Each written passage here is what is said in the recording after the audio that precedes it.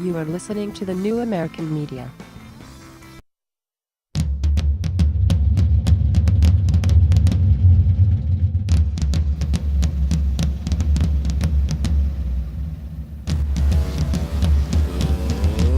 Live from the Milky Way galaxy, the solar system, planet Earth, the United States of America, California, Los Angeles to be specific. Hello, everybody. Welcome to a special, and boy, oh boy, do I mean special episode of The Unhappy Hour here on the NewAmericanMedia.com. Hello, everybody. Thanks for joining us. My name is Brian Engelman. Welcome to the program.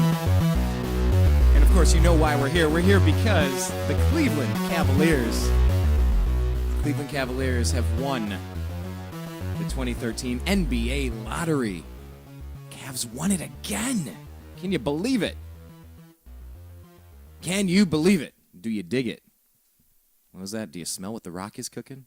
Sorry. I didn't want to say that, but I had to. I'm sorry. So instead of me doing more WWF/WWE quotes, how about we just do this? How about we just jump over to Zak Baris? He's a lifelong Cleveland sports fan, and he's an NBA scout. We're going to bring him in for this special episode. Man, am I excited. This young Cavs team with all these draft picks. It's looking good. We'll bring him in just 1 second, but first, real quick, want to thank you to everybody. Seriously, thank you. We're at 90,385 video views on the New American Media YouTube channel. Thank you. I mean it. Thank you. That's 90,000 video views. That's a few. We're just getting warmed up. This is a slow burn. Yeah, but that one video about the cat had 7 million. It's all right. We're not a cat video. We're building this up. We do sports. We do politics. We do spirituality. We do finance. We do a lot of stuff here. And we're just getting warmed up. Thank you to every one of you. 362 people subscribed. Thank you so much. Go to the youtube.com/the New American Media and subscribe to the channel. Leave some comments. Scroll through. We have 2 years of interviews and radio shows. Find something that looks interesting. Check it out. Give us your thoughts. We've had some good quotes and some pretty not so good comments, but we like them all. So go ahead and check it out. It's youtube.com/the New American Media. But that's a bit of a milestone. So thank you, everybody. Facebook, search the New American Media and like the page, please. Then on top of that, go to Twitter and go to @American_media_. That's @American_media_. Do that. Follow us there. We got 34,000 people following, and we've sent out 24,855 tweets in the past, 2 years. So, stay connected with us. So, without further ado, I'm going to connect with Zak Baris, because that's why you're all here. You want to hear some basketball. So just connect with us so we can stay in touch. We can talk Cleveland sports, and we can talk, politics and all the other stuff we get into as well. And if you don't like one, so what? Stick around for the other. Nobody agrees with everybody on everything. All right, we're going to bring in Zak right now. Such an exciting day. This is amazing.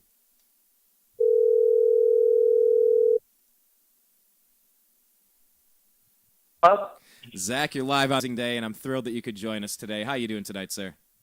I'm doing well, thanks. Just watching the end of this Memphis Spurs game right here. Yeah, going into OT now. Going into OT, man. Yeah, Grizzlies went on a 15-2 run to come back. It's great ending here. So glad I get to watch another 5 minutes of basketball. Sure thing. Well, let me keep you preoccupied over here for a little bit because Nick Gilbert did it again. Let's just jump right into the NBA draft. What are your initial thoughts on hearing that the Cavs have won the number 1 pick in the NBA draft yet again? Shocked. I'm shocked, just to say the least. I am, honestly, this just proves the lottery isn't rigged. And if you want to, I just posted a video on Twitter. If you want to take a look at that, which is from NBA.com, it shows them picking the ping pong balls out with the combinations. It's clearly, the NBA draft lottery is clearly not rigged for any of those people who think it is. And I have to say, though, I think the Cavaliers will wind up selecting Nerlens Noel, the center from Kentucky, with the number 1 overall pick. I had a chance to watch him earlier in the year. Obviously the Midwest wasn't my region, but, I had a chance to see him. His game is, his offensive game is very undeveloped, and his defensive game, it's almost stuff you cannot teach. He's a shot blocking machine, averaged over 4.5 blocks a game in college. Fantastic rebounder and great on the rim. He's great It's great in the post defensively, and, that's what the Cavaliers need. You couldn't ask for anything better in this draft, to get the number 1 overall pick because, he's been the one basically that's the consensus number 1 overall pick. He has the highest upside of any player in this draft. And that's what you got to get with the number 1 pick. You got to go for the biggest upside. Yeah, I mean, his offensive game isn't there, but it doesn't need to be there right now. You're bringing in a whole new defensive system. This is coming in from one of maybe the worst defensive team in the NBA, one of the worst. I forgot what they ranked, but they were in the bottom. They were in the bottom 5, bottom 10, and suddenly you're bringing in a guy who's I've heard talk to people tonight and they go, Cavaliers aren't going to take him. They're going to take Otto Porter so they can win right away. I go, they're not winning a championship next year. When you have the number 1 overall pick, you take the guy with the highest upside. It doesn't matter if he misses all of next year. As long as he has the highest upside, that's who you take. This is a rebuilding franchise. You're going for championships here, not 40-win seasons. The Cavaliers, if they were gunning for 40-win seasons, could have already had that multiple times. There's a reason why they haven't done it. And I tend to think, this keeps them far under the cap. They don't need to go out and sign a big center. Is there still a possibility they go out and trade Varejao and sign Greg Oden? I think there's still a decent possibility of that happening. Now, hold on. Let me jump in there because I thought that Varejao might be packaged for Kevin Love something or other. I think it's definitely possible. Now, I'm just saying, Nerlens Noel. Mark my words when I say this. I'm 98 to 99% sure Nerlens Noel will be the number 1 overall pick in this draft. It doesn't mean it will be by the Cavaliers. If it could be traded, yes. he could be drafted by the Cavs and traded on draft day, and Cavaliers could trade down a couple picks and wind up picking up Otto Porter. You never know what's going to happen. But something tells me, my gut feeling is that the Cavaliers are going to look to trade the pick to try to maybe trade Varejao in the number 1 for Kevin Love, in another piece. But, maybe even Derek Williams in there. I don't know. But the Cavaliers made out like bandits tonight coming out. They have the first pick and the 19th pick now. Now they don't have to go and look for a center at number 19. They will not be drafting a center if they take Noel number 1, which I'm almost positive they will. Now you're looking in the forwards range. You're looking at guys like maybe Jamal Franklin who can fall there. You're looking at guys like, Pope from Georgia. You're in that range. You're even looking at, someone can slip. If Shabazz Muhammad slips to 13 or 14 in this draft, we could package and trade back up. up. To go and move up. Right. There's they can technically walk out of this draft with Nerlens Noel and Shabazz Muhammad. I know Muhammad. Could you imagine? Fit, but his upside, Shabazz Muhammad before the year was the projected number 1 overall pick in this draft. So his upside is still there. He still has incredible upside. It wasn't shown at UCLA, and I watched him a good 15 times this year. And I came away unimpressed. But like I said on many occasions, Ben Howland's system is not a great system to shine. His athletes don't shine in there. Kevin Love was a very good college player, but Kevin Love, when he got traded for O.J. Mayo, people were going, oh, my God, Memphis just ripped off, the Timberwolves. At the time, people were saying that, 4 or 5 years ago. I forgot when. I think it was the 2009 draft, maybe, or 2008. I think it was the 08 draft. And people were saying, oh, Memphis ripped off, by getting O.J. Mayo. He's a much better player than Love. And then look at Russell Westbrook. He's a much better pro than he was college player. Darren Collison. Luke Richard Mahmoud is doing the same thing. But, a lot of these guys in Howland's system look better in the NBA than they do in college. And that's what I'm getting at. If the Cavaliers feel they want to package it and, have Shabazz Muhammad coming off the bench next year, I think it'd be huge. The guy can score. Obviously his defense needs a lot of work. I think everybody's defense on the Cavaliers needs a lot of work for the most part. But that's something they could walk out. He will not fall to 19, but I'm saying if they can somehow find the ammo to trade up and maybe if he does fall to 13 or 14, which is a strong possibility, they could luck out. Well, you sent something out on your Twitter feed from Alex Kennedy. It says, Kyrie Irving, Deion Waiters, LeBron James, Tristan Thompson, and Nerlens Noel is going to be a great lineup in 2014/2015. Comments? Like I said, I've been saying it all along. I tend to think this helps just pave the way back for LeBron. It does. It doesn't even put the Cavs at risk drafting a small forward. Now, they're not going to take Otto Porter number 1 unless something's seriously wrong with people in their front office. And I look at it and I see and I say to myself, I go, they're going to be so far under the cap in 2014, 2015 if they choose, to basically, I tend to think they'll fill in some bench pieces this offseason. I think Cleveland will. They're going to go after a guy probably like a Tony Allen or a Marco Bellinelli type, just to help shore up the defense. I tend to think they're going to go after one of them. And, they're not going to go out there, and I doubt they would go out and sign Andre Iguodala for $10 to $12 million a year. That just would be idiotic. Yeah. When you still have a chance of getting LeBron, I just don't see that one happening. But I tend to think they will make some bench moves this offseason to fill in the bench. But, you're looking at a team that in a couple of years, within 2 years, not next season, but the season after, could be winning a significant amount of games. I mean, if LeBron does come back, that could be a scary lineup. And just let's assume they don't trade Varejao or they somehow re-sign him. You're looking at a bench that could be Tyler Zeller, Anderson Varejao. Let's just plug in Jamal Franklin in 19 because that's in the range he's going. Jamal Franklin at the 3. You've got Alonzo G backing up, and you still have room. This is without any free agents. This is just the standard roster that they would have. And I already look at that one, and I say with Kyrie Irving, LeBron, and Nerlens Noel, and Thompson and Waiters, you got 3 number 1 overall picks in there and 2 number 4 overall picks. Wow. I mean, together those guys add up to the number 11 pick. If you add it all up, that's just what I'm saying. The entire 5-person roster adds up to number 11. That is pretty incredible. That's funny. Think about it. That'd be crazy. And like I said, obviously they're going to take I think their defense will take a step forward this season. The offense might take a step back, but especially the Cavaliers have absolutely no reason to rush Nerlens Noel. Well, that's my question. Will Nerlens Noel play this year? Will he pull a Derrick Rose and he'll sit out for 7 years? If he doesn't feel ready, but from everything I've heard so far, and I saw last week, his rehab is going extremely well. His target date is to play by Christmas Day. Wow, so I halfway heard that through. a week ago, maybe even earlier, maybe around New Year's. But I tend to think, he's going to get into shape. He's working really hard every day down now. That he wasn't even at the lottery day. He was in Mobile, Alabama. Dr. James Andrews did the arthroscopic surgery on his ACL, and he's down there with him right now. Getting therapy and everything, and doing and training down there in order to rehab his knees. So that's a great sign there. It just shows the work ethic is there. Because he could have easily flown to New York tonight, and been there, but he wasn't. Well, I'm looking on this numbers never lie feed. It says Brad Daugherty, LeBron, Kyrie, and this upcoming 2013 pick. The Cavs have the most number 1 picks, 4, of any team since the NBA draft lottery began in 1985. Is that a good thing or a bad thing? Because that means we're always drafting in the bottom 5. No, honestly, here's the thing. They were lucky 2 years ago when they drafted Kyrie Irving because, don't forget, their own pick was the number 4 pick. The Los Angeles Clippers pick was the number 1 overall pick. That's right. Not their pick. Yeah, thank you, Mo Williams. Thank you, Mo.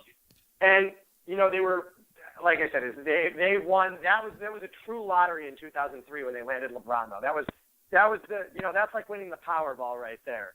That's like winning the $600 million Powerball. By landing LeBron. Carmelo's a good player, but he's no LeBron. He never has been. Carmelo's a fantastic player, but Carmelo, I believe, has only won 2 playoff series in his career. He's only won a couple playoff series. Denver was always getting eliminated in the first round. He's won like 2 or 3 or 4 maybe playoff series in his life. Denver always seemed to get eliminated in the first or second round of the playoffs every year. I don't think he's ever made it to a conference championship, if I'm not mistaken. No, I think you're right. And like I said, that's not a superstar player. It's a very good player. He's able to lead a team, but is he necessarily? He's not the strongest number 1 option in the league. Well, he's no Kevin Durant, and he's not LeBron. You know what? Let me tell you this, Zach. I got a little trick for the Cavs organization, and I guess any organization wants to pay me. If you want the first pick in the NBA draft, the trick is for me sitting at a bar live when the draft is occurring. Because the only 2 times I've ever watched the NBA draft live from a bar, the Cavs have got the number 1 pick. So I guess I'll just let everybody know if you want to. How much would you say a number 1 pick is worth, Zach? Let me ask you a very strange question. If you could put a dollar amount on jumping up several spots to get the number 1 pick, put a dollar amount on that. Like how much does that help a franchise? I think 2 years ago, if you would have asked anyone 2 years ago, if you look at the significance of the drop off between the number 1 and the 3 overall pick, or 1 to 6, look at the difference between Kyrie Irving and Jan Betzley. That just proves it right there. Betley's one of the worst players in the NBA. He'll be out of the NBA in a year or 2. So, right there, you're looking at Kyrie Irving. You're looking at an all-star point guard right there who in his second season is an all-star point guard, mind you. And, of the top 3, 4, 500 players in the NBA, he's a top 15 player already. So you're looking at a franchise-changing value right there, maybe $40 million, $50 million. Whoa. You would say $40 to $50 million. Okay, let's say the Cavaliers a couple of years ago would have drafted number 4 and they would have drafted number 8 overall. There wouldn't even be talk about LeBron James coming back. They would have been sitting there in the basement. They would have never had that star point guard to help lure him back to town. Let's just say he comes back. That's essentially worth $100 million, maybe $2 million. Jeez. When you think about it. This year, I don't think is as significant. I'd say maybe 5 to 10, maybe $15 million, depending on where you pick, because I think there are a lot of good players in this draft that are all on, basically equal talent levels. I don't see any superstar in this draft. I see Noel as having the highest upside, but when you look at it, I go, Ben McLemore has a chance to be a very good player. Anthony Bennett, I fell in love with the kid watching him when I first saw his first game at UNLV, and my jaw dropped going, wow. I literally said wow when I first watched him, and I said, this kid's a star. I like Anthony Bennett. I like C.J. McCollum. I like a lot of guys in this draft high up. But that was the thing. I said, I don't see much. I like Oladipo a lot. I love his hustle. I love his intensity, his athletic ability. He's a freak. I like Trey Burke a lot, too. But I don't see any of them as being superstars. But I think they're all going to be good players in this league. I don't see any of them as superstars, though. So who among this class do you see as superstars? Obviously, you're calling the number 1 pick as an obvious Nerlens Noel, even with the injury. You would say I think Noel, I don't see him ever being a superstar. I don't think he's going to be on the level of a, he's not going to be the next Hakeem Olajuwon or the next Patrick Ewing, if that's what we're saying, or Dwight Howard. But I think he has a chance to become an all-star center in this league. A very good chance to be an all-star center in this league. I don't think there are a lot of great centers in the NBA these days, and I think he has a decent chance. Okay. So who else among the top 10 then? Is there anyone else that I think if Ben McLemore is able to develop properly, I think he has a nice chance of possibly becoming an all-star one day. He's a very he can be a good shooter. He can be a great shooter sometimes, but he can also disappear. He disappeared. For a couple of games in the NCAA tournament, which I thought was really disappointing. Yeah, that's right. You're pretty critical of him at that point. I remember the game before the Michigan game. He disappeared, and it was just it was disappointing. And I remember I was very critical of Ben McLemore. But there are other times when I watch him and I go, it basically flips from time to time. I'll watch him one night and I'll go, he's got big time potential, and then I watch him at other times and I go, nah, there's nothing there. So it's hard to say. It does. I think this depends on a lot of work ethic with him, depending on how far he can go. But I think a guy like Trey Burke, I love his drive and his, basically his tenacity. I love everything about Trey. The kid is just clutch. He knows he can put up the big points in the last minute of a game. We watched him do it throughout the NCAA tournament. He carried Michigan. Along with Mitch McGary, obviously, but he made McGary what he was. And I think Trey's a fantastic player. I think he's a lot in the Eric Bledsoe mold, but a better shooter than Eric Bledsoe. And when people go, well, that's not that great, I go, well, Bledsoe in this league, if he was starting, Bledsoe would be a top 20, top 6, top 18 point guard, top 15 point guard in the league. Trey Burke has a chance to, crack top 10, top 12 pointers. But you're never going to see Trey Burke on the level of a Kyrie Irving or a Chris Paul, Darren Williams, Derrick Rose type. Never. But I just think, if Trey Burke was 6'2", totally different story. But he's not. He's not 6'2". He's not, Irving's 6'3". A lot of people don't notice that. He's 6'3", though. He's not a small guy. And I also I love Oladipo's motor, and he had a great workout. And I think he's one of those guys, too, that can become an excellent defender at the NBA level. And if his offensive game improves, he's also another guy who has the clutch gene. You're just born with that for the most part. You either are or you're not. And well, but hold on. Clutch gene. LeBron didn't have it until he had it. He had some game-winning shots though in Cleveland that I remember. He still had the one against Orlando in Game 2 of the 2009. Yes, I remember. Yes, okay. He hit some big shots for Cleveland. And don't ever forget about Game 5 in Detroit of the 2007 Eastern Conference Finals. Don't ever forget about that one. Okay. The game against the Pistons was one of the best games ever.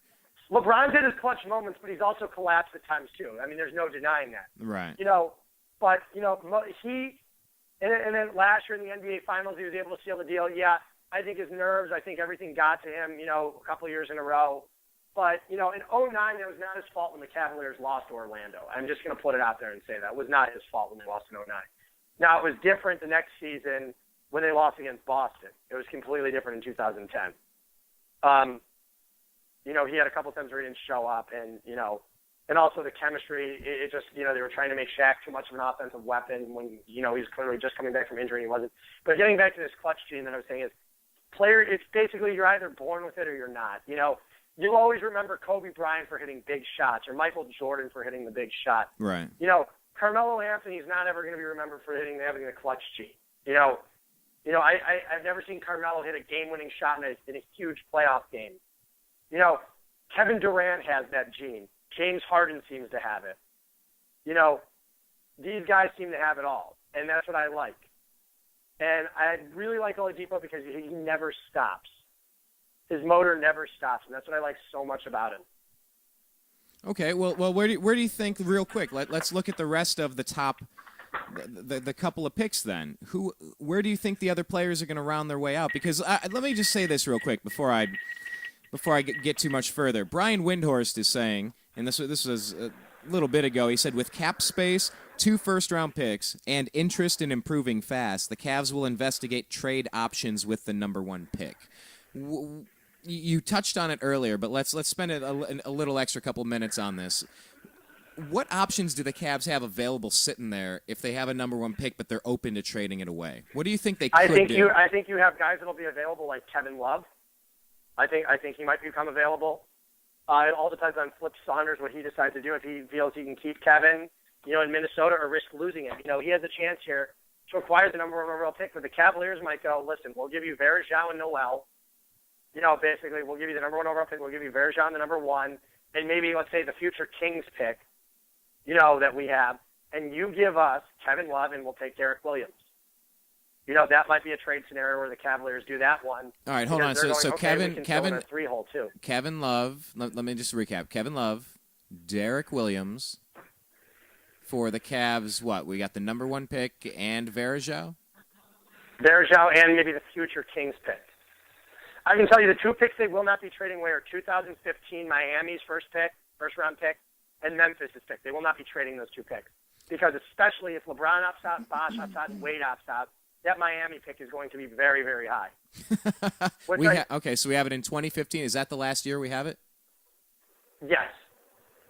Okay. They don't have it next season. They have it in 2015. Oh, we don't have it next season. Why do we? What happened next season? No, they haven't. You're not allowed to trade. You're not allowed to trade first-round picks in consecutive years. Okay, so we got nothing next year. Nothing. Oh. You have it the year after. We have the King. They have the Kings pick. The Cavaliers have the Kings pick next year. Now that was from. I think it's like there's a bunch of restrictions on it. I don't know if it's top 11, top 10. It can't be in the top 10 or 11 or 12. I don't know what it is.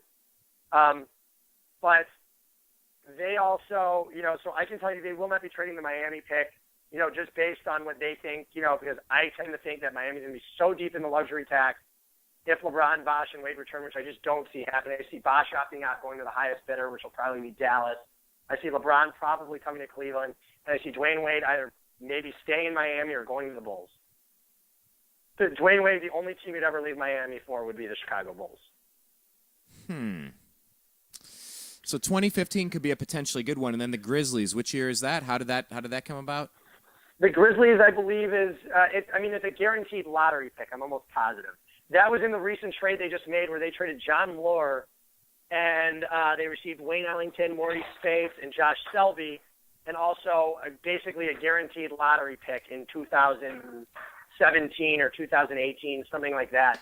But when you think about it, it's really not that far down the road, and it could wind up being a top 3 pick, or top 5 pick. I know it's something of a guaranteed lottery pick, in a couple of years. So, the Cavaliers made out in that trade too, especially when you have guys like Gasol and stuff that might opt out, in a couple of years, or that'll become a free agent. He might not necessarily be there in a few years. Mike Conley might not be there in 4 years. So the Cavaliers did a nice job by hauling in that pick. But the Cavaliers have a lot of options to trade. They own a lot of picks over the next couple of years. Like I said, I tend to think that they will be in the range where they're going to attempt to try to acquire Kevin Love. Maybe they'll go and try to swing a LaMarcus Aldridge trade, but I think Love is more on the line. We're basically saying no matter what, even if we fail to acquire LeBron, this will keep Kyrie Irving in town. Because Kyrie and Kevin are close, and we feel that we can definitely re-sign Kevin, when his contract's up in 3 years. Well, where do we think the other teams might want to draft? Who are the best prospects here? Who's going to be left? Like I said, I like Otto Porter, Ben McLemore. There's Anthony Bennett. There's Victor Oladipo, CJ McCollum. Then you have your second line of guys, basically, where you have, I forgot to include Trey Burke in there too. But you have those guys, and then you have guys in the next line. You have your Cody Zellers, your Kelly Olynyk. Olynyk's going to be one of those guys. He'll probably go somewhere to Oklahoma City or Utah. Oklahoma City definitely needs a center. Kendrick Perkins just doesn't have it. Perkins is done, despite what people might say, especially Sam Presti. Perkins is done. He just doesn't contribute anymore. But it'll be interesting to see how it rounds up. You're going to see a lot of guys. There are players I really like. I don't want to talk too much about the middle parts, around 15 to 20, 15 to 21 in that range, just because my opinion on some guys, I don't want everybody knowing, where I stand on that one, just for reasons, that you could assume. For completely irrelevant reasons. We won't need to get into any of those details, do we, Zach? But I think the Cavaliers will wind up, no matter what, they will not go in there with 4 draft picks. I tend to think if they do make the number 1 overall pick, and then they're sitting there at 19, I think they might try to package up, like I said earlier, they'll try to package up 19, 31, 34. And how far could we move up with 19, 31, 33, or 34, whatever? It depends what a team's willing. If a team goes, okay, let's say we're interested in player X sitting here, so let's say we're interested in Pittsburgh center Steven Adams.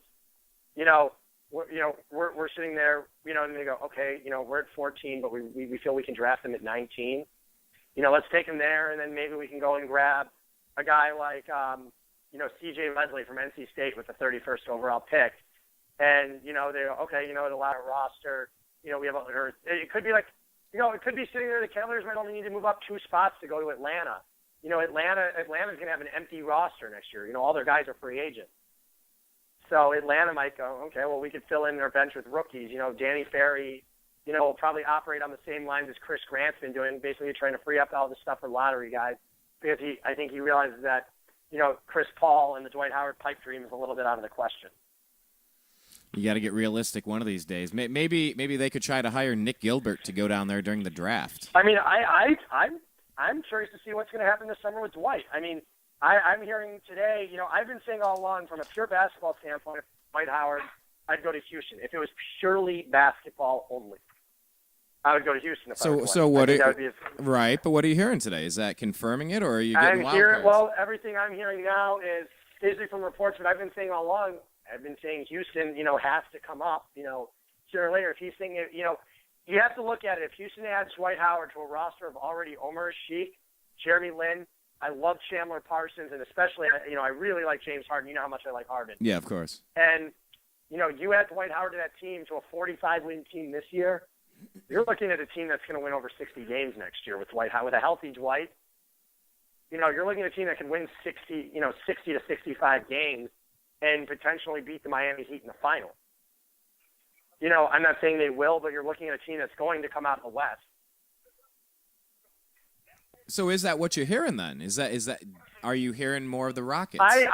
I'm hearing that he could go to the Rockets. Now it's hard for me, like I said, it's still on any level to even see. I said at the beginning of the year, I said in the middle of the season, I thought Dwight was for sure going to leave, but that was before I thought the Lakers were a playoff team.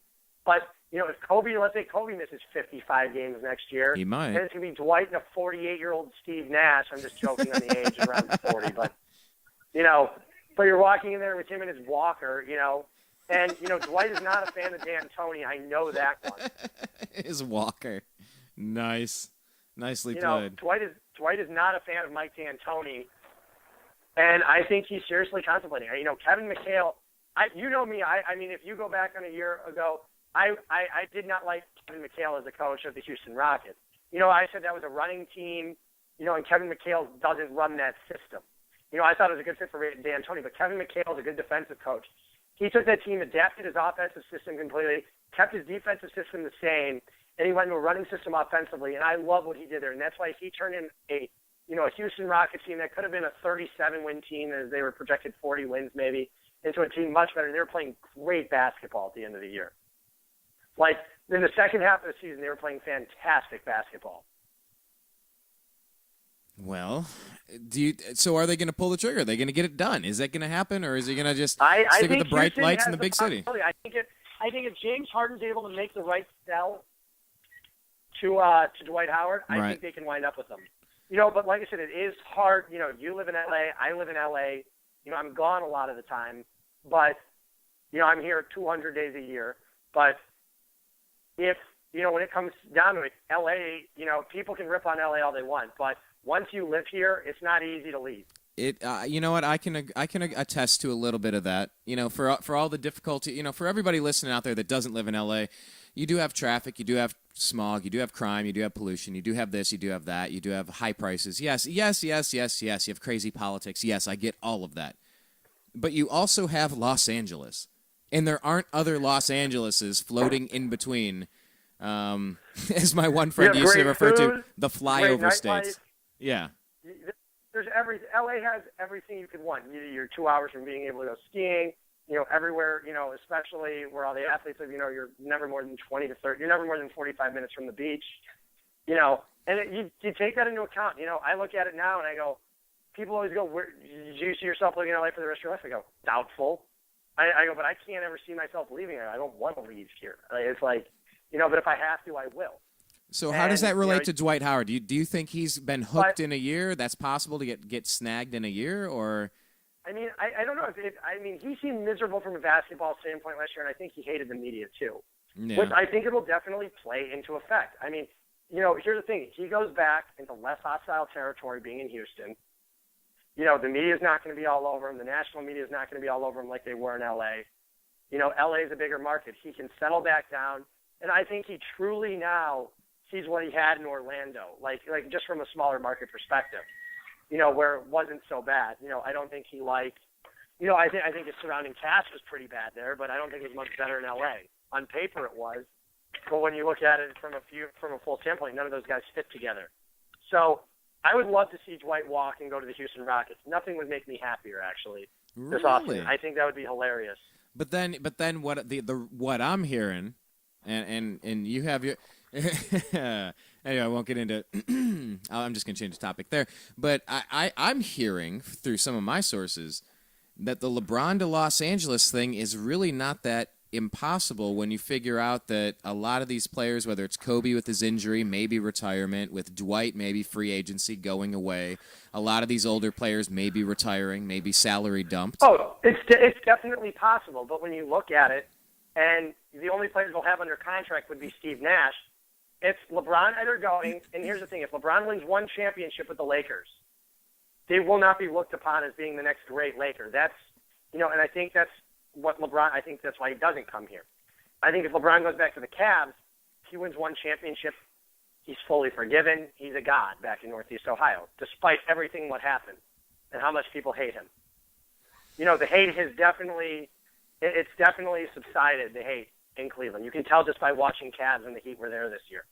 The hate has definitely subsided for LeBron in a big way. And I can, and you can look at it, you can compare it and go, okay, LeBron can piece his roster around him and Steve Nash and another max free agent and a bunch of bench pieces to put around him.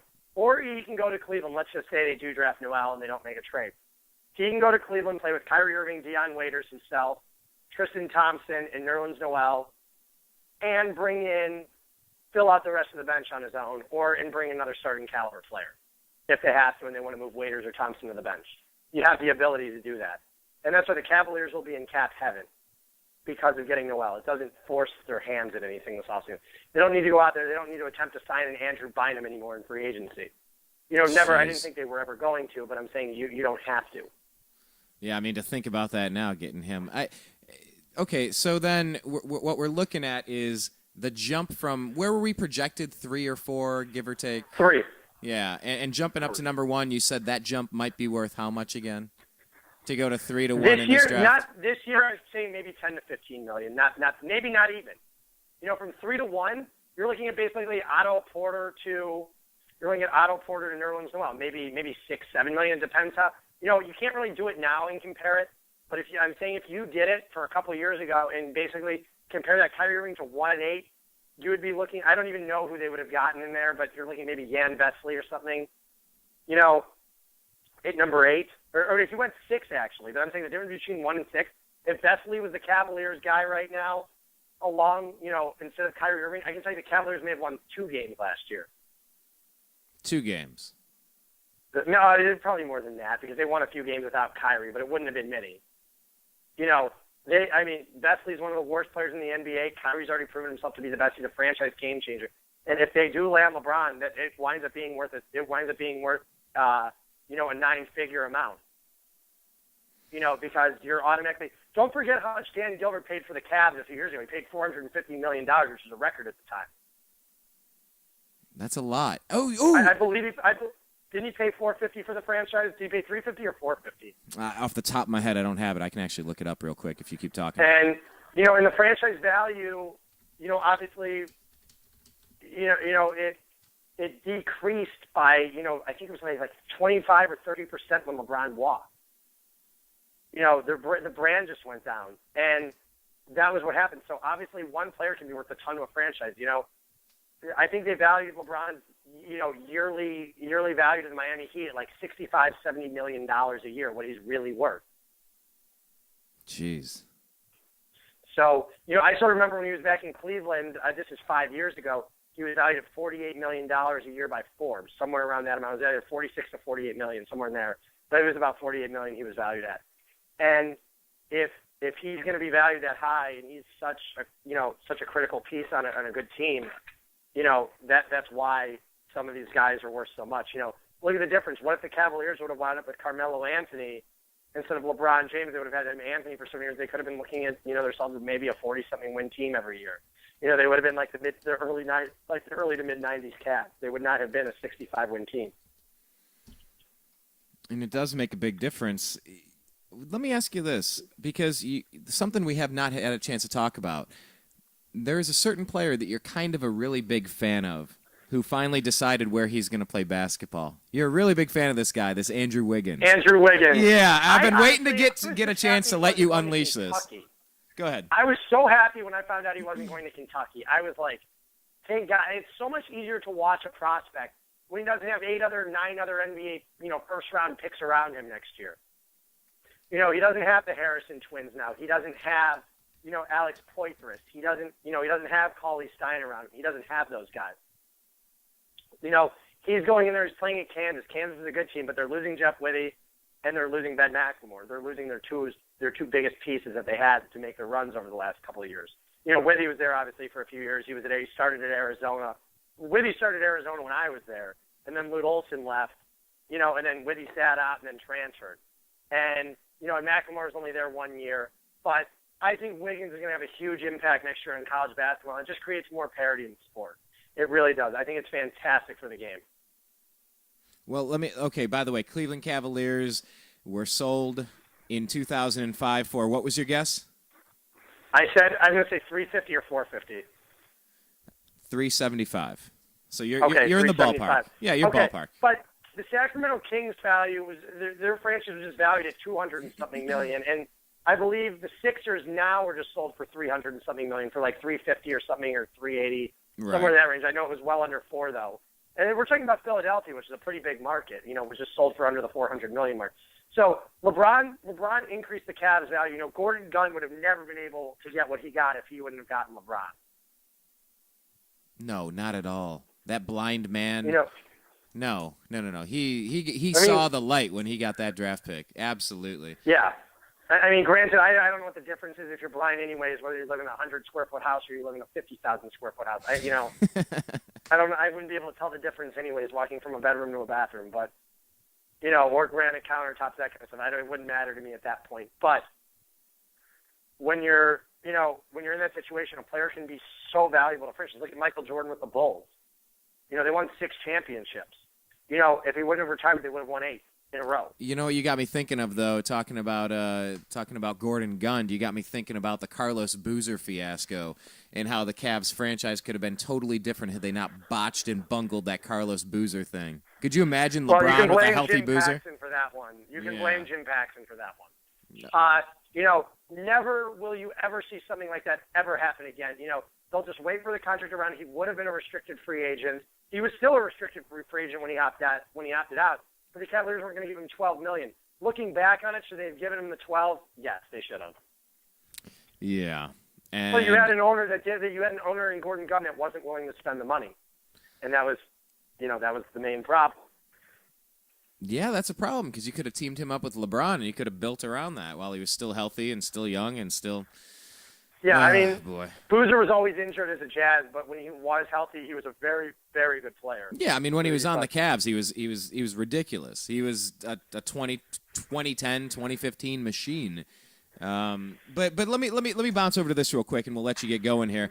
Talk about the Seattle-Sacramento thing. Why won't the NBA let the Seattle team get their Supersonics back? Why do they want to keep the Kings in Sacramento? It wasn't that they wanted to keep the Kings. The Kings made a good enough offer. They had a new arena in place and a new ownership who was willing to match what Seattle did. It's always a pain to move a team, and if the market's willing if they're willing to build a new arena for them, you know, an arena that's going to be good enough and can be definitely adequate, and you know, why not keep them there? They presented a good enough offer to keep the team there. You know, it'll be different in a couple of years when you're going to see some smaller market teams, you know, that don't, I mean, I don't really know who would move right now, but, you know, I'm just trying to think of teams that would move. Obviously, you're not going to have the Phoenix Suns move, doubtful the Utah Jazz unless they're sold. You know, there aren't really many teams in the NBA I could see moving, you know. Maybe, you know, in a few years, maybe Charlotte, you know, their attendance is bad, and I think if Michael Jordan ever decides to sell the team, which he might just do in a few years anyways if they keep playing like this and getting messed up and getting messed over in the lottery every single year now. You know, with whether it was a couple of years ago where they wound up getting Kemba Walker and, you know, Bismack Biyombo last year getting Michael Kidd-Gilchrist. I mean, just imagine if they were with Kyrie Irving, Anthony Davis, and Nerlens Noel. Jeez. You know, look at the difference. You know, that's why, you know, I still remember when I was talking with a couple of people in the Bobcats front office last year, and they said, how long do you think our turnaround will be? And I said, a minimum, this is before NBA draft lottery last year, I said, on a minimum of 4 to 5 years. And they were shocked when I said that. I go, well, it's no guarantee that you're going to win the lottery. I said, what if you wind up with the 4th overall pick? You know, that happened this year. And they didn't want to hear it. You know? We've talked about that before. That's right. And they didn't want to hear that. No. We get the number 1. No, you don't. Yeah, they didn't want to hear that. And I was being truthful with them. And I said, listen, it's not like a superstar wants to come and play with the Bobcats because they don't. No. The Hornets. The Hornets. They're changing their names. Well, they'll be the Hornets in a year from now. Not this coming season. They're still the Bobcats. They'll be the Hornets in a year from now. I want to go see the Pelicans. I want to go see the Pelicans. Oh, that's a horrible name. There's plenty of stupid names in the NBA, though. I mean, look at the Miami Heat. What's a Heat? You know, that's a stupid name. You know, there's tons of stupid names in the NBA. The Heat is a steaming pile of. Well, no, I'll just stop it right there. The Washington Wizards. I like the Bullets. I wish they would have never changed from the Bullets, but I understand why they did it. Well, they're all PC, and they want kids to be. But you know what? Kids go out and shoot guns. Look, I'm a big gun advocate. I don't have a problem with bullets. I have a problem with, like, bullets indiscriminately fired into innocent people. Bullets are inanimate objects. Anyway, but yeah, okay, so they're the Wizards. It's kind of silly. What else? What are some other weird names? I mean, the Pelicans just sound stupid right now. It does it sound is the stupid. state bird. You know, It'd be nice if they were able to take the Jazz name back, and then, you know, Utah would become like the, you know. Yeah, the New Orleans Jazz makes sense. Yeah, something with mountains. You know, it's weird seeing Jazz. You know, their mid-'90s uniforms, and the Utah Jazz would have mountains in there with Jazz across it. You know, it should have just been like, you know, maybe the Utah Mormons or something like that. You know, the Mormon Tabernacle Choir. You know, something along those lines. Whatever Utah has. You know. And it'd be nice because New Orleans, the Jazz name belongs in New Orleans. That actually fits New Orleans Jazz. The Utah sunsets. They have great sunsets out there. It is gorgeous. Have you ever driven through Utah, Zach? I went to school in Arizona for 4 years. I went to camp in Colorado and Utah for 2 years. So okay. I went down kayaking down the Green River. I went, I've been to Park City. I've been all over Utah, especially in the summertime. And I have to say, it's beautiful there. It's just gorgeous, but there's no jazz there. Desert sunsets in themselves are the best. Yeah, but there's no jazz going on in Utah. I don't know what Salt Lake City you've been to. I think it's always cracking. Well, okay. Well, no, I will I will admit to having never been cracked in Salt Lake City. I will admit to that. All right. So Seattle, are they ever going to get a team? Are they just I think they will. SOL? I think you'll see the NBA discuss. I mean, the problem is with the expansion is right now you have two 15-team conferences, which are the perfect, and I don't think there's two more markets the NBA can expand to right now. I think Seattle's one, and I can't give you another one. I can't give you another market where I think they could expand to right now, which is deserving of an NBA team other than Seattle. I wouldn't give another team to Anaheim. I wouldn't give a team to Anaheim like the Kings wanted to move there last year. That wouldn't have been a wise idea. And, I'm looking at it and I go, all the Texas teams have teams. New Orleans has a team. The only other market I could actually think of that deserve a team are St. Louis and Kansas City. And I don't know if St. Louis is big enough to be a four-sport city, which I don't think it is. But I think Kansas City is big enough to become a three-sport city. So I think Kansas City is deserving of a team. So if you're going to expand, the two markets you expand to are for sure Seattle, and either Kansas City, St. Louis. Kansas City has that beautiful arena, which is ready to go. So I think that's another market you can look at. I don't think there are any other big cities in the South that deserve it. And personally, the South, they don't tend to support, franchises down there anyways, unless you look at Tampa, but I don't think that would do well down there. Florida sports fans are in a league of their own. Oh, they're fair weather for the Heat. They love their Heat. You could always look at Cincinnati and Ohio, too, but they don't have the arena. Columbus, I think, is too close to Cleveland. I don't see that one ever happening. And so, Kansas City seems like the most viable option because they have a beautiful arena already built that was built a few years ago. And I think those are the two most deserving cities. So if you're going to expand the NBA, expand it two more teams, not one. But the problem is you already have such depleted talent around the league anyway. It's like the NFL. Don't forget, before the NFL, has a ton of depleted talent. You see guys that shouldn't even be in the league playing, nowadays. So, there are guys in there now. Don't forget, when the Browns came back, the Browns were the 31st team in the NFL in '99. Then you had the Texans come back in '02. And before that, you even had the Jaguars and the Panthers. There were 28 teams in the NFL. It worked out perfectly. And so obviously the talent level just gets worse and worse. You're going to see guys, if you had two more teams, you're going to see two more really bad teams in the NBA at points. Granted, it also creates a lot more jobs for other people, though. That's another thing. It creates a lot more jobs for these athletes, for front office people, for ticket takers, everything. Let me ask you this. Let me Dale Ryder over here on Twitter. He says, God. Yeah, just bear with me, kiddo. Bear with me, Tiger. Okay. I'm listening. So he says, quote, "It means a lot." He's talking about what happened in the draft. He said it means a lot. It means thank God that none of us are Chris Grant right now. He's got a tough decision, end quote. And that's apparently from Cavs owner Dan Gilbert. I mean, they're obviously not going to say. They didn't even say a few years ago when they were taking Kyrie Irving number one. Right. You didn't know, and you didn't officially know until draft day. But they had Derek Williams in there the day before. Granted, he could have fallen before. You never know, or the Cavaliers could have attempted to trade up. But, there was no guarantee. You didn't hear the Cavaliers. I mean, when the Cavaliers took Tristan Thompson, I still remember coming on the show, and I remember when I was giving my mock, and I said the Cavaliers were taking Klay Thompson. Well, you got half of it right. You got a Thompson. I remember I said they were going to take Klay Thompson. That's who I thought they were going to take.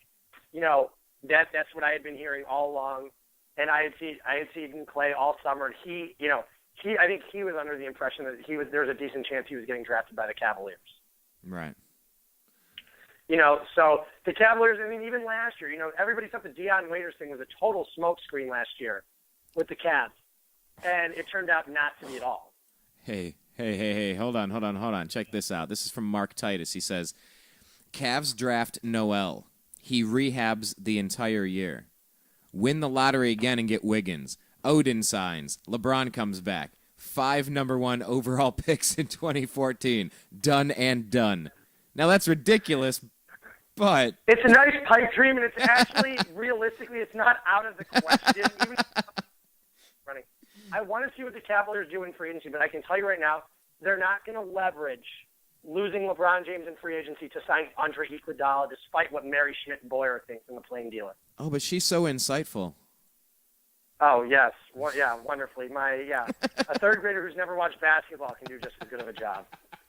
And, you know, it's funny. I like reading writers' columns and stuff. You know, I follow a lot of reporters on Twitter. I always like to see a lot of beat writers for different teams. I like to see what they say. Yeah. And it's always funny. She's the least informative out of any beat writer I've ever seen in my life. The least informative. You know, you follow guys like Windhorst or Chris Broussard when they were with the Cavaliers. And you're a big Windhorst fan, right? You're a big Windhorst fan? Yeah. He's solid. You follow some of the, even the Heat beat reporters. You know, you got you have some of the Heat beat, Chris Thomason. You know, you have some of those guys who are just they're so good at what they do. And, you know, Eric Pincus with the Lakers and the Clippers. There are some guys that are just so good at what they do. And then you just have Mary Schmidt-Boyer. You know, I don't want to keep going off on her, but, like, she doesn't break any news. And it's always funny, the Hey Mary questions in the plain dealer. I like to read them on Cleveland.com. Yeah, same. And just to see, she doesn't answer them. You know, she's like, well, we'll have to see. You know, that's always her answers. We'll see when it happens. You know, it's hard to walk the plank when you got to make predictions. I mean, it is hard, but I mean, at least guess. I mean, Brian Windhorst used to answer the question strictly. You know, he'd be like, if the Cavaliers were in this situation, let's say they were drafting number 3 overall, they would probably be selecting Otto Porter. You know, that'd be the most likely scenario at that pick. You know, but Mary Schmidt-Boyer goes, well, we'll see what happens. I can't wait to read her column this week when they talk about the number 1 overall pick. Well, hey, Jason Lloyd on here is saying instant analysis. I don't think the Cavs are sold on Noel. This draft just got very, very interesting. Noel's the best Cleveland guy I follow. From the Akron Beacon Journal, Jason Lloyd's by far the most informative out of any of the Cavaliers beat writers. Okay, so do you think the Cavs are sold on Noel? Or you're believing Windhorst? I don't believe that. Lloyd? I don't think any team's particularly sold on Noel. I mean, there are a lot of options. I think the Cavaliers will draft Anthony Bennett? No, because Bennett's a 6'8" power forward. They already have Thompson, who's undersized at the 4. You know, I don't know if Bennett can really play. I don't know if he's a great 3. The problem is he's one of those tweener prospects that's a lot like Derek Williams. You know, and we've seen all what happened with Derek Williams so far. You know, I just think he's in a bad system. I just think he's in a bad fit. I think Derek Williams could be a nice player somewhere else. But we've all seen how that's gone so far. I love Bennett's work ethic. I love everything about Anthony Bennett. But at the same time, I love Derek Williams in college. And it reminds me a lot of D. Will. And I like Otto Porter a lot. But is Otto Porter going to be a game changer? No. You take the guy with the highest upside at number 1. You know, I mean, if it were me, were you taking for the guy who's going to be, he's going to be an instant contributor, or are you going to take the guy who's going to have the best long-term potential, who can guide your team to a championship? I think Nerlens Noel is the best one, and especially, and I'll tell you why I think the Cavaliers are probably going to draft him. Mike Brown is running a defensive system. Noel's by far the best defensive player in this draft, and it's not close. You know, that's a really great point. Mike Brown, the defensive coach with the defensive play. Okay, go ahead. And if it were Byron Scott's team, it might be a little bit different. But with Mike Brown, the guy you want in there is, this is a really bad defensive team, like I was saying earlier, and you want the best defensive player available. And you get that from Nerlens Noel. Now, obviously, he's not going to be an instant contributor, but the Cavaliers aren't going to be an instant contender overnight this year. Maybe the following season they might be, but this season they will not be instant contenders. They're not going to win 60 games this year. They'll be lucky to win 40. I think it all depends on what they do in free agency. If they go out and sign Tony Allen or Marco Bellinelli and go and get a good backup point guard, things can change. But until then, it remains to be seen. Yeah. Well, basically, Zach, this is a fantastic night. I'm correct to say this is an amazing evening. I was so excited. I was the only one screaming in the bar. I was in Culver City. The entire bar was packed for happy hour at my favorite joint. Won't give the name out on the air, but I love it. Zach, we should actually go there and grab some beverages and some food one of these days because we do need to hang out. I would love to. We're very overdue for this, Zach. But, I mean, it came up. I was like, hey, guys, we're going to get the number 1 pick. And then 5 turned to 4, turned to 3, turned to 1. I went, wait, we're the only team left, aren't we? I just started yelling in the middle of the bar. Nobody else said a word. I'm like, thanks, L.A. Keep it classy, L.A. Thank you very much. You know, I was totally a fish out of water, but I didn't care. It was a fantastic night. Just in a nutshell, then, let's break it down and we'll wrap the show up. What does this mean for the Cavs? My friends were like, they go, what did you do when the Cavaliers got the number 1 pick? I just sat there. I was sitting there. I said, are you kidding me? You know, that was my response. I obviously, growing up a Cavs fan, and I'm sitting there going, I cannot believe it. I was like, I definitely did not. I thought they were going to win with 4 or 5. This just gives them so many options now. Yeah, they can do anything that they want. They can get as creative as they want. They just got to get better. This opens it up for trade. This opens it up for trades. They're not sitting with the 6th pick, which is a lot harder to trade. Any team they offer up this pick and trades, teams can go, well, if we want a point guard, we can draft Trey Burke.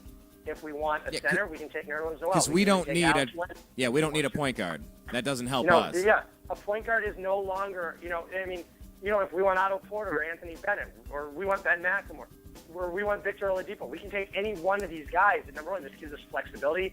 It gives us so many options. And I think that's why teams will definitely consider trading with the Cavaliers because, Minnesota might look and go, okay, we need to restart this franchise. We need to get, we need to get Ricky Rubio, a guy who can play with long term, and and especially Baris out too. That's how they might look at it. That's why that's why Minnesota might pull the trigger on a deal like that. Even Portland too, to get younger because Portland last year, their current roster they've constructed, even though LaMarcus Aldridge is a great player, they're not winning a ring anytime soon. They had a decent rush and they're going to lose J.J. Hickson in free agency also most likely, but. So I honestly think Portland will be open to at least looking, and I think the same thing with the same exact thing with Minnesota. I think you're going to at least have talks. I'm not saying it's going to happen, but you'll at least have talks. Right. Well, I'll tell you what, Zach. I am thrilled. Number 1, thank you for joining the show on short notice. The thing I love about the New American Media is we go guerrilla. It's not like, hey, tune in at 5 and we'll be on next. Check it out every single day at 5 o'clock. We go live when we feel like going live. And I'll tell you what, this is an amazing day for Cleveland sports fans. Just a huge opportunity. Want to congratulate the Cleveland sports fans again. I said it on Twitter earlier. I congratulate all my friends. It's definitely a win tonight for the city of Cleveland. Absolutely, Zach. Well, hey, everybody, if you want to follow Zach, please do so. Find him on Twitter. He's at Z Baris. That's Z-B-A-R-I-S. And, Zach, on the way out, just want to tell you, Dan Gilbert tweets from 38 minutes ago on a plane back from New York City. Did that just happen again? Cavs will be a force in the East for years to come. Happy for the best fans in the world, Cavs fans. So, Zach, thank you again so much, and I'm really looking forward to this upcoming year in the season. Thanks for joining us again, buddy. You take care, all right? Okay, you too. Take care. That is Zach. You guys all need to follow him on Twitter. Please follow us. We're at American_media_. Please check out our homepage, thenewamericanmedia.com. Subscribe to youtube.com/thenewamericanmedia and search The New American Media on Facebook. I'm Brian Engelman. This is the Unhappy Hour on a very happy night. Peace.